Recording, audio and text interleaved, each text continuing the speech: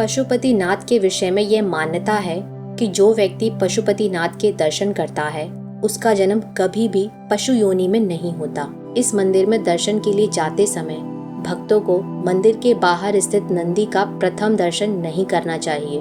जो व्यक्ति पहले नंदी का दर्शन करता है बाद में शिवलिंग का दर्शन करता है उसे अगले जन्म में पशु योनि मिलती है। पशुपतिनाथ मंदिर नेपाल की राजधानी काठमांडू से 3 किलोमीटर दूर देवपाटन गांव में है। यह मंदिर बागमती नदी के किनारे है। मंदिर को भगवान शिव के 12 ज्योतिर्लिंग के समान मान्यता प्राप्त है। यह मंदिर नेपाल में भगवान शिव को समर्पित सबसे पवित्र मंदिरों में से एक है। भगवान शिव एक बार वाराणसी के अन्य देवताओं को छोड़कर बागमती नदी के किनारे स्थित मृग स्थल चले आए, जो बागमती नदी के दूसरे किनारे पर जंगल में है। भगवान शिव वहां पर चिंकारा का रूप धारण करके निद्रा में चले गए। जब देवताओं ने उन्हें खोजा और उन्हें वाराणसी वापस ले जाने का प्रयास किया तो उन्होंने नदी के दूसरे किनारे पर छलांग लगा दी। इस दौरान उनका सिंह 4 टुकड़ों में विभाजित हो गया। इसके बाद भगवान पशुपति चतुर्मुखी लिंग के रूप में यहाँ प्रकट हुए। नेपाल के पशुपतिनाथ मंदिर को कुछ मायने में तमाम मंदिरों से सबसे प्रमुख माना जाता है। पशुपति का अर्थ पशु मतलब जीवन और पति मतलब स्वामी या मालिक, यानी जीवन का मालिक या जीवन का देवता। पशुपतिनाथ दरअसल 4 चेहरों वाला लिंग है। पूर्व दिशा की ओर वाले मुख को तत्पुरुष, पश्चिम की ओर वाले मुख को सजोत कहते हैं और उत्तर की दिशा की ओर देख रहा मुख वामवेद है तो दक्षिण दिशा वाले मुख को अघोरा कहते हैं। ये चारों चेहरे तंत्र विद्या के 4 बुनियादी सिद्धांत हैं। कुछ लोग ये मानते हैं कि चारों वेदों की बुनियादी सिद्धांत भी यहीं से निकले हैं। माना जाता है कि यह लिंग वेद लिखे जाने से पहले ही स्थापित हो गया था। इससे कई पौराणिक कहानियां भी जुड़ी हैं।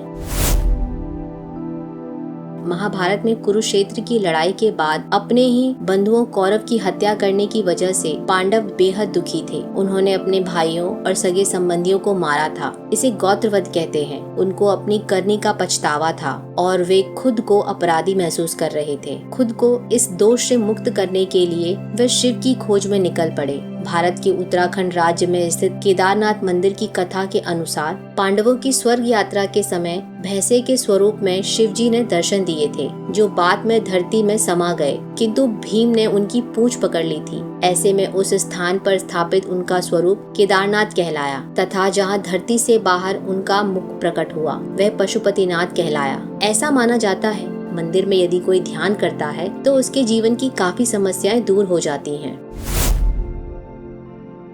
कहा जाता है यह लिंग वेद लिखे जाने से पहले ही स्थापित हो गया था। पशुपति काठमांडू घाटी के प्राचीन शासकों के देवता रहे हैं। पशुपति संप्रदाय के इस मंदिर के निर्माण का कोई प्रमाणित इतिहास तो नहीं है, किंतु कुछ जगहों पर यह उल्लेख मिलता है कि इस मंदिर का निर्माण सोमदेव राजवंश के पशुप्रेक्ष ने लगभग 11वीं सदी में करवाया। दीमक लगने की वजह से मंदिर को बहुत नुकसान हुआ, जिसके कारण 17वीं सदी में इसका निर्माण पुनः कराया गया। बाद में मध्य युग तक मंदिर की कई नकलों का निर्माण किया गया। मूल मंदिर कई बार नष्ट हुआ। इसे वर्तमान स्वरूप नरेश फूलेंद्र मल्ला ने 1697 में प्रदान किया। अप्रैल 2015 में आए विनाशकारी भूकंप में पशुपतिनाथ मंदिर के विश्व विरासत स्थल की कुछ बाहरी इमारतें पूरी तरह से नष्ट हो गई थी, जबकि पशुपतिनाथ का मुख्य मंदिर और मंदिर के गर्भगृह को किसी भी प्रकार की कोई हानि नहीं पहुंची थी।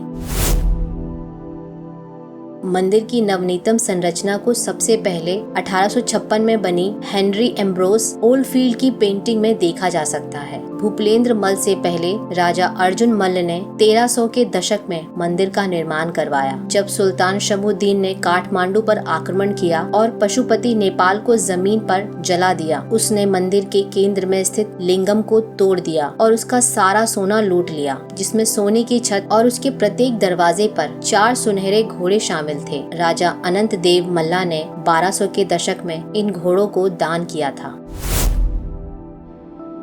पशुपतिनाथ कहे जाने के पीछे यह वजह है कि जितना अधिक प्रेम भगवान संसार के प्राणियों से करते हैं, उतना ही अधिक प्रेम वे जीव जंतुओं से भी करते हैं। उनके हृदय में जीव जंतुओं और पशुओं के लिए यह अपार प्रेम देखकर उन्हें पशुपतिनाथ कहा जाता है।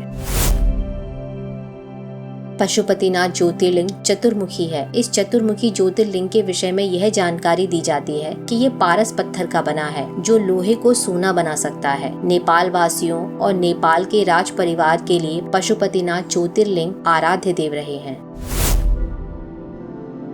भगवान पशुपतिनाथ के इस मंदिर में बाणासुर जैसे महाअसुर ने भी भोलेनाथ की घोर तपस्या की थी। माना जाता है राजा बलि ने अपना 100 अश्वमेध यज्ञ यहीं पर संपन्न किया था। इसका वर्णन पुराणों में भी किया गया है। इस मंदिर को लेकर यह भी कहा जाता है कि अपने वनवास काल के दौरान प्रभु श्री राम ने भी यहाँ पर ठहरकर भगवान भोलेनाथ के शिवलिंग की आराधना की थी।